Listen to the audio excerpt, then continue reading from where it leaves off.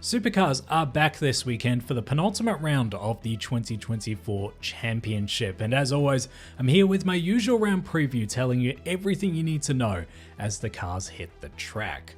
Just a quick note, I have upgraded my microphone. It might take me a few videos to dial the sound in though, and I'd appreciate your help doing that, letting me know how things sound. Is it too tinny, too bassy? Let me know and I'll try and tune it up. But let's turn our attention to round 11, of course taking place on the streets of the Gold Coast, Surfers Paradise in Queensland, a brutal street circuit that is 2.9 kilometers in length or 1.8 miles with 15 turns in an anti-clockwise direction. And the risk rating around here obviously is extreme. The lap gets underway, actually turning in fact a little bit to the right. It bends round and feeds you into the first real sequence of corners, which is the opening chicane, turns 1 to 3. A good run through here is important because that sets you up for turn 4, the left-hander hairpin. That is a key overtaking zone, and on the exit of that you run parallel to the beach and up to the beach chicane, probably the most iconic piece of the Surfers Paradise street circuit. The cars bounce off the curbs here, and a good exit is once again important because you go down to turn 11, another overtaking opportunity.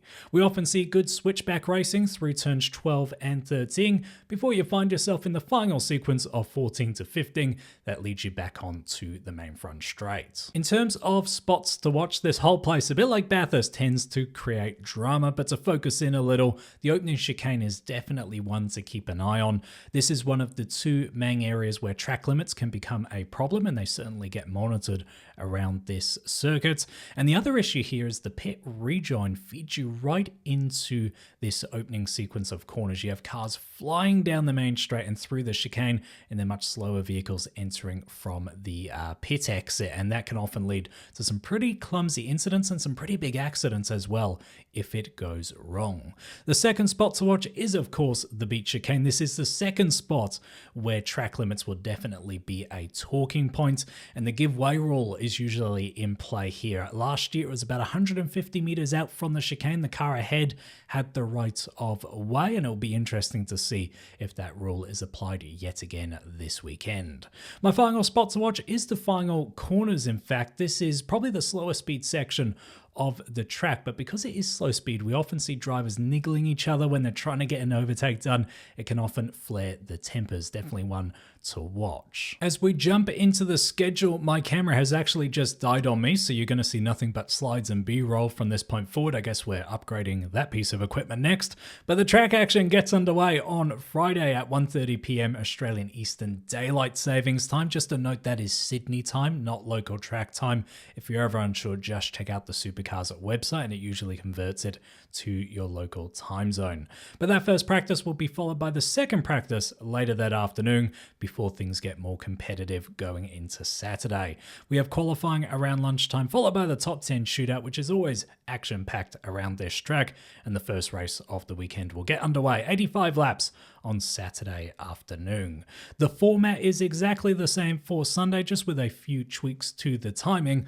The weather could be very interesting. On Friday, it's looking pretty clear, but scattered showers are forecast for both Saturday and Sunday. The percentages, the probability is jumping around all over the place at the time of recording, hovering around the sort of 50-50 chance, but do keep an eye on that as the days progress. Moving into the key Supercars headlines since the last events, well, at Bathurst, in fact, they did announce and confirm that the heavily rumored final series will be in play in the championship in 2025. I'll do a dedicated video talking about my thoughts on the new calendar and the finals concept in the coming weeks, but for now, I'll share that I'm actually a pretty big fan of it. I definitely see some of the problems, including how complex it is, but I am really curious to see if it promotes some more entertaining racing. In other calendar news, the TCR World Tour will support Supercars at the Bend Enduro next year. I'm really pleased to see these two series tie up rather than try and compete against each other, and I think combining them at the Bend, which is a track that isn't always the most exciting, could hopefully help elevate that event.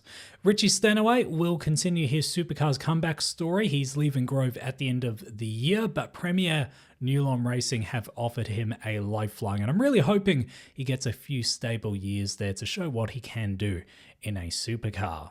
Back at Grove, Gartender has re-signed a multi-year deal with that team as an advisor and presumably co-driver as well, so we can expect to see him at the Enduros for the seasons ahead. Meanwhile, Davey Reynolds has a brand new chassis. Team 18 have thrown that one together after his massive shuns at the mountain. Sounds like they definitely needed a clean slate after the damage done to that machine. And then finally, Triple Eight, the Red Bull cars, they are rejoining Super 2 from next year with Jackson Walls and Ben Gomersall as their drivers.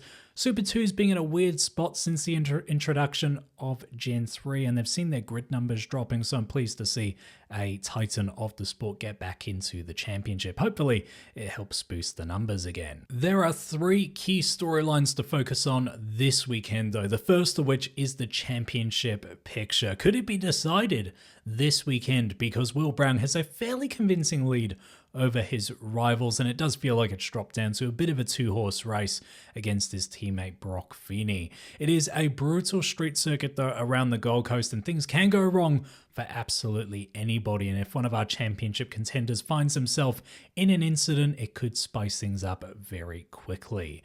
The second key storyline is track limits. They're always a drama around the Gold Coast, and last year they were monitoring them purely with sensors rather than tyre bundles after they caused a massive shunt a few years back, and it seemed to work fairly well. There was a bit of controversy around Davey Reynolds cutting the opening chicane in the final race, and this weekend it seems like they're going to police curb hops and full-blown cuts separately. So the drivers will be given an allowance, like usual, of curb hops. These are just little bits of stepping too far over the edge when they're going through the chicanes. But then separately to that, they'll be treating corner cuts, that's going straight through the chicanes, more severely. The exact penalty for that hasn't been announced at the time of recording, but that's the latest talk I've seen in the media today. And then the final storyline to follow could be reliability. After all the drama leading up to Bathurst, the cars were pretty bulletproof, but they're going to be tested differently this weekend with curbs and steering racks no doubt the focus. A lot of cars also had vibration issues at Bathurst, so it'll be interesting to see if they create any longer term issues that could reveal themselves. Now, as for my predictions, the first one is that Cameron Waters will get a win this weekend. This is after a fairly few quiet rounds for Waters, it must be said, in this year's championship. He had a great result over Shane Van Gisbergen and a very close finish in 2024, so I'm thinking he might go well again.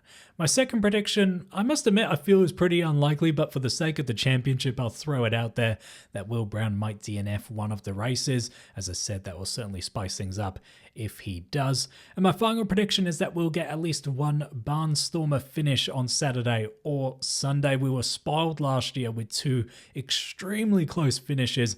I'm hoping we get at least one more. Thank you as always for your predictions. First one here from Double DNF saying, I've got a gut feeling it could be a huge weekend for Davey Reynolds. And yeah, he obviously got a great victory around the Gold Coast last year, and it would be a fantastic story for that team, given the carnage and the chaos they experienced at Bathurst and all that hard work to build a new chassis. It would be a great result if we can see them on the top step this weekend. Second prediction from Chris Croft. I feel like this is fairly likely actually that Brown will effectively seal the championship.